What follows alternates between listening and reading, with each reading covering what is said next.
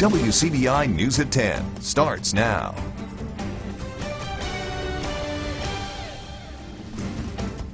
Good evening, and thank you for joining us tonight. I'm Quentin Smith. There's a renewed debate about who can carry a gun in this state and where. This latest debate surrounds the rights of enhanced concealed carry permit holders.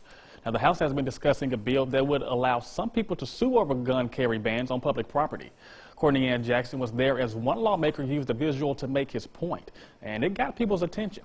Just see for yourself. I'm sure everybody knows what this is, and yesterday it was expressed to us that the law says that we can bring this in here with this. This is the new concealed carry permit.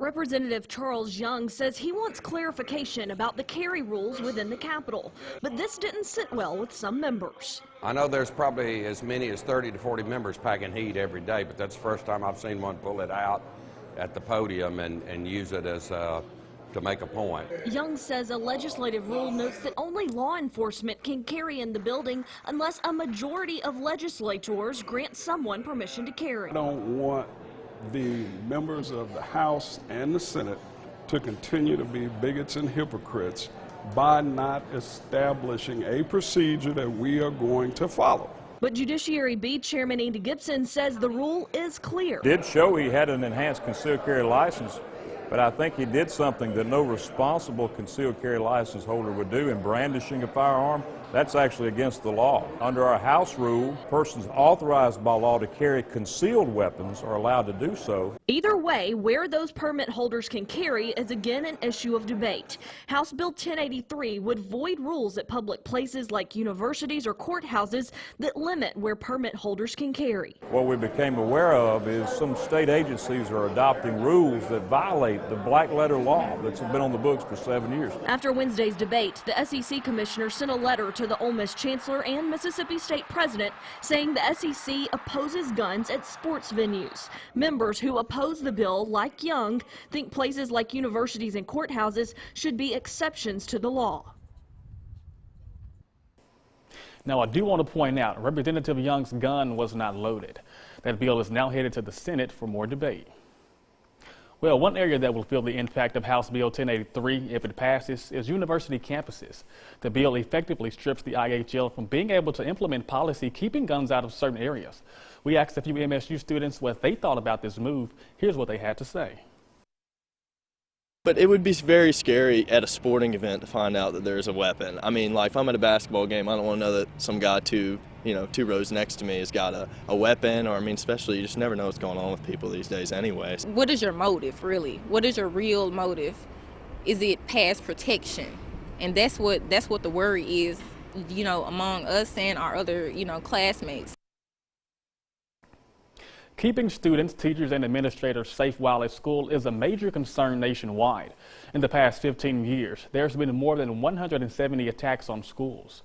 Our Allie Martin shows us how the Tupelo Public School District is taking proactive steps when it comes to campus security and safety. Although this video involves actors role-playing an active shooter event inside a store, Run! Run! Run! To the right! To the right! the message hits home to members of TPSD's Crisis Management Team. Sometimes you can't get too comfortable in your own surroundings. You don't know what to look for because somebody else come in and see something totally different. Easier said than done, but is fighting a better strategy? That's what Jeff Broadus does. The former Marine and Special Agent of the United States Secret Service is a senior associate at the Texas-based Broadus and Associates. The firm helps those in the public and private sectors come up with plans to better manage and secure their facilities. In fact, the company planned the new storm shelters throughout TPSD and identified a need for critical incident response training and a facilities safety audit. Broadus spent a week observing the district's security operations. The day-long meeting with the crisis management team helps make sure everyone is on the same page when it comes to safety and security. I tell all my students and anyone that'll listen, you have to be ready so you don't have to get ready. And let us never be the ones to say we didn't think it could happen here. In a dangerous active threat situation, Broadus teaches the basic principles of avoid, deny, and defend. Avoid the threat by escaping if possible. Deny the criminal access to your location, or defend yourself and others if the perpetrator gets to your location.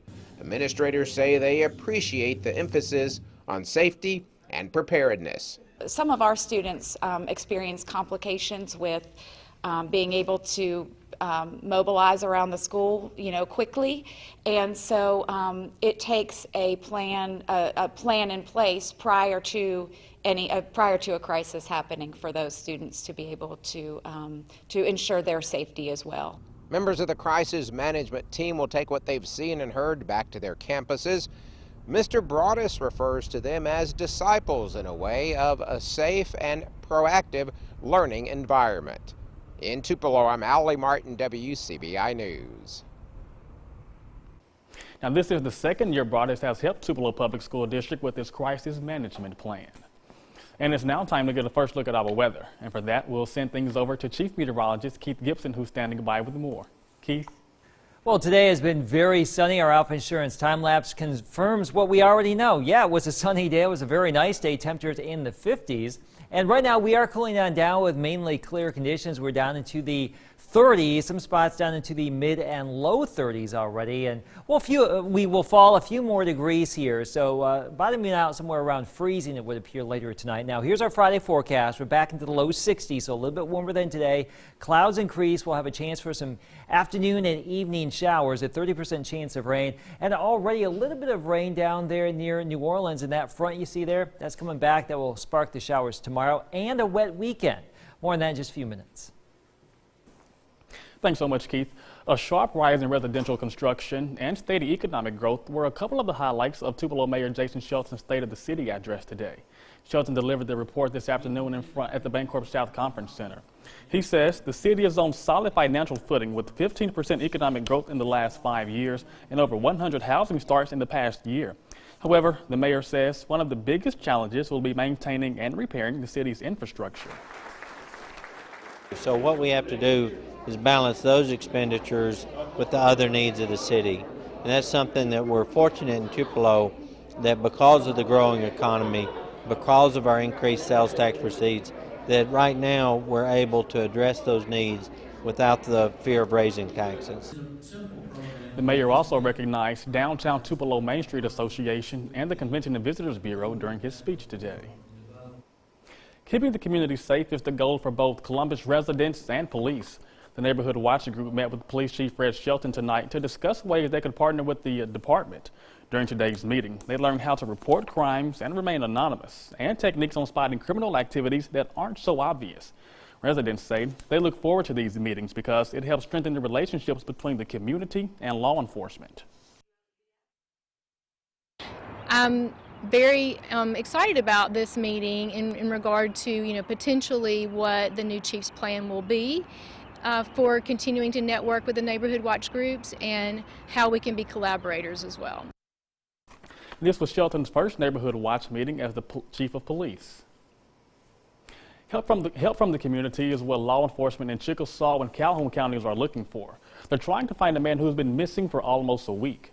Lonnie Wade Bevel hasn't been heard from since last Sunday. Bevel was last seen at Smokey's truck stop on Highway 45 just east of Okolona. The Vardaman man was walking north of Highway 45 headed towards Tupelo. If you have any information, you're asked to call the sheriff's office at 662-412-5000. A Boonville man is wanted for allegedly assaulting an officer, and law enforcement says you should consider him to be dangerous. The Prentiss County Sheriff's Department is looking for 26-year-old Omar Lewis Leach. Now, Leach is described as being 6'2", weighing 195 pounds. He was last seen driving a dark gray Dodge Charger with an applied for tag. If you know the whereabouts of Leach, you're asked to call 911. An alleged drug deal is broken up, landing 4 people in jail and a little girl in child services. Monroe County deputies arrested Don Anderson along with Joseph Gilmore, Ashley Miller, and Jesse Gibson on Wednesday. Investigators say the 4 were at a house on Metz Road, but when deputies closed in, that's when Anderson drove away. But he was eventually caught after a short chase. He now faces felony fleeing charges, as well as possession and sale of meth and possession of a weapon by a felon. Gilmore, Wilson, and Gibson face similar drug charges. Now, Anderson and Miller also face child abuse charges because there was a child present during the alleged deal. Child Services will test that child for traces of meth.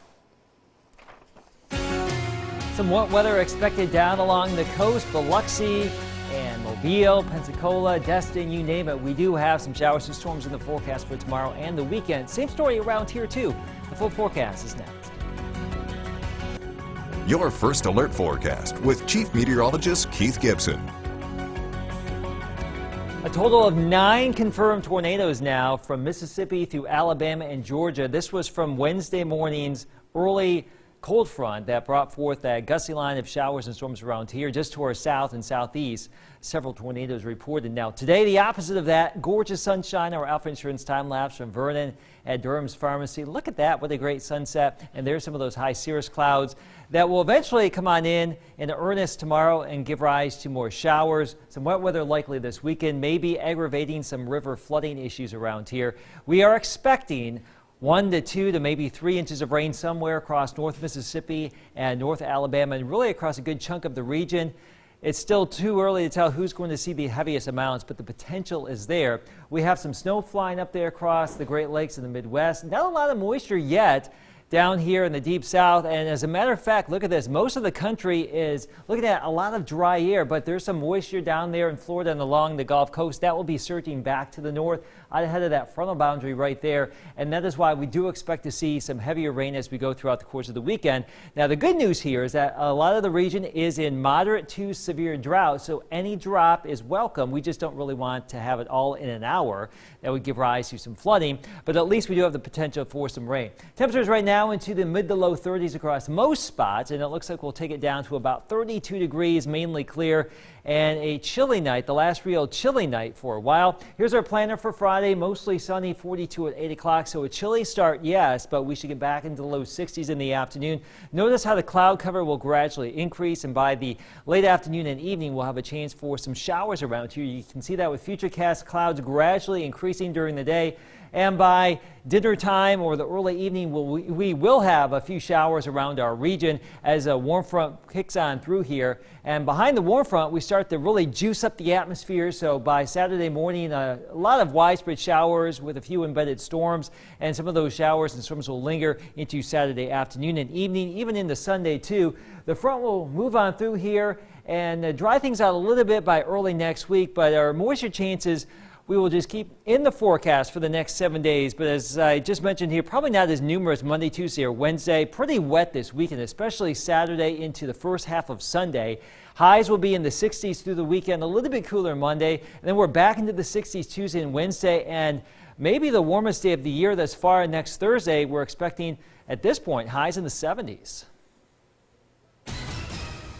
The Pride of Panthers is poised to make a championship run.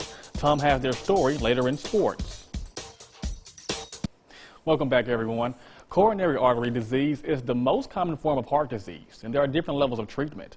In tonight's Health Talk with Baptist, we look at one of the more common procedures. Hi, I'm Dr. John King, part of the cardiology team at Baptist Memorial Hospital Golden Triangle. Tonight, I want to talk to you about what to expect during a heart catheterization. A heart catheterization, or heart cath, involves a specially trained heart doctor, a cardiologist, placing small plastic tubes called catheters into the heart and the coronary arteries. The catheters are used to record pressures and to take pictures of the coronary arteries and the heart itself. The catheters are placed into the body by entering an artery in the leg or wrist. It is performed in a catheterization laboratory, or cath lab, like the one behind me. It's somewhat like an operating room. Patients lie on a table while an x-ray machine moves around them to take pictures. A heart catheterization is mainly used to diagnose coronary artery disease. If a blockage is found, sometimes a stent is used to treat the blockage at the same time. A stent is a small metal tube that is expanded inside the blocked artery with a tiny balloon. The balloon is removed and the stent stays behind to prop open the blocked artery. This saves the patient another procedure. A mild sedative and a local anesthetic are given, but the patient is not put completely to sleep. Join us next time for Health Talk with Baptist.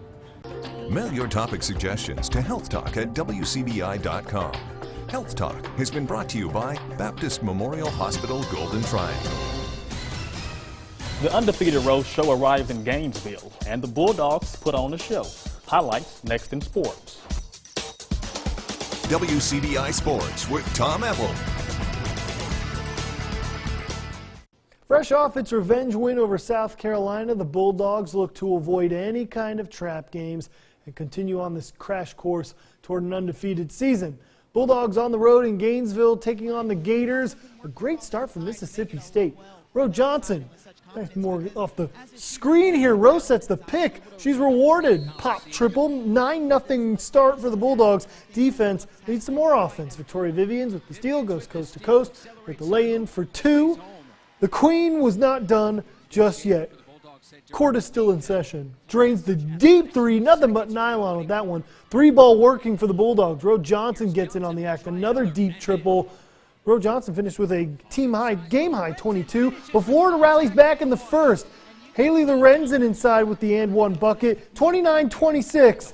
And after that moment, well, the Bulldogs turned on the afterburners. Off the steal, Vivians finds Blair Schaefer wide open in the corner for the triple. That's way too easy. In the second half, remember 29-26? Yeah, me either. Schaefer drains another triple off a beautiful down screen from Vivians and McCowan. Bulldogs sink 10 triples in Gainesville. And Morgan Williams, nice smooth mid-range jumper there for icing on the cake. Mississippi State outscores Florida 56-21 in the second half to take a chomp out of the Gators. 98-50 is your final. Bulldogs improve to 25-0. The slide continues for Ole Miss women's basketball. They fall to 1-10 in the SEC with an 83-54 loss to Texas A&M. Back-to-back games without Medina Muhammad, and the Rebels have really struggled getting anything going offensively. The one promising line for Ole Miss, freshman Promise Taylor breaks the school record with 10 blocks against the Aggies. Taylor also finished with 14 points and 10 boards. Skunk Bowl hoops, folks. Baldwin hosting Boonville. Visitors up in the second half. Third quarter, Shemaya Williams drives inside the paint, nails the nice mid-range jumper. More from the Lady Devils. Kinsley Murphy in the corner for the triple. That's a nice little shooter's bounce there. Boonville up by 20, but here come the Lady Bearcats. Ayana Reagan, she's going to be the beneficiary of this nice driving kick for the 3-ball. Baldwin again. Keziah Hayes gets the layup. Nice dish inside for the layup. Boonville up big here, and the Lady Devils would cruise to a victory 52-39 over their rivals of Baldwin. So Skunk Bowl hoops continue on the boys' side. Bearcats, Devils, let's get it going. Baldwin, let's go. First quarter here, Bearcats take a lead here with a Traylon Miller triple. Blue Devils right back at it. Billy Johnson underneath for the 2 tie ball game early on. Boonville moments after, Jarius Crump off the break. He's going to nail the 3-ball. He's got a little tape on his hand. That doesn't matter. Doesn't affect the smooth shooting motion there. Later, down by 5, DeMondre Doss inside, battling, gets the and one bucket. Count it. Converted free throws, cuts into the deficit. But here, Caleb Guy, and one of his own. He'd convert the free throw. Back and forth we go. Baldwin takes home the W with a last-second tip-in. Bearcats get the W 62-61. Less than 3 weeks until tip-off of the high school basketball playoffs, and the Pine Grove Lady Panthers are well on their way at a chance to defend their state championship. Our Jonathan Flippo has more with our student athletes of the week. The Pine Grove Lady Panthers basketball team is enjoying a successful season with a 27-3 record. 2 out of the 3 losses this season came at the hands of defending state champions Choctaw Central and Ingomar. This season has really excelled during the years that we played. It just continues to grow more and more. But we have had a good season so far and been really blessed to win the games that we have been and just play like we have been. They've had some games where they didn't play well, but even when you're winning, or you win when you're not playing well, I mean, there's not a whole lot more you can ask for. You're not going to play your best every single game. So when you can fight through those bad games and still win those 2, I mean, it's been a pretty good success so far. The last 2 years, the Lady Panthers have been outsized by opposing teams. Pine Grove doesn't have a single player over 6 feet tall, but that hasn't stopped them from being physical on the court. We may not have length height-wise, but we have length the other way. Most of us are just really more like long and lengthier than we are like tall-wise, but I mean, we work hard.